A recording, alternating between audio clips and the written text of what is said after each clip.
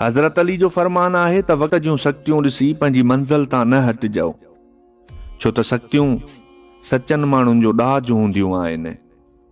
रिश्ता केतिरा बि वेझा छो न हुजनि, पर कयल नाजाइज़ियूं आख़िरकार नफ़रतुनि लाइ धिके छॾींदियूं आहिनि।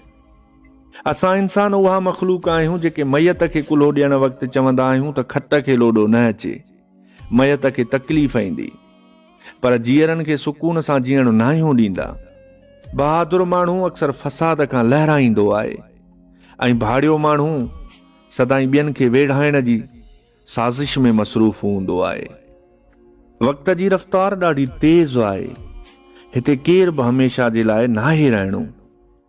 तंहिं करे इंसानियत सां प्यार ऐं रिश्तनि जो क़दुरु कंदे साणुनि ठगियूं, चालाकियूं ऐं मुनाफ़िकियूं करणु छॾे ॾियो।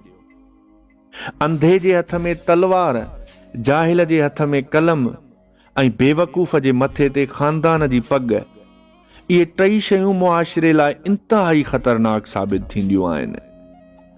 परावा बच्चा नशे में तबाह करे मंथली जे पैसनि मां पंहिंजे बचनि जो फ्यूचर सेट करण वारो, यादि रखिजो, अलाह जी पकड़ ॾाढी मज़बूत अथव।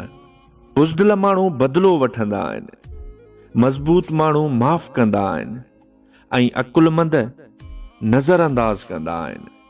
कंहिं माण्हू ॾाढो भलो चयो आहे त अगरि तव्हांखे नांग ॾंगे त दोस्त बचाए सघे थो, पर जे दोस्त ॾंगे त तव्हांखे केर बि नथो बचाए सघे।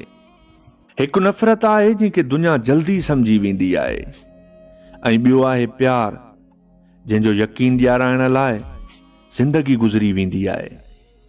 ऐं मोहबत तॾहिं सिलेब ते चढ़ंदी आहे जॾहिं अहसास मुनाफ़िकी जे वस थी वञनि।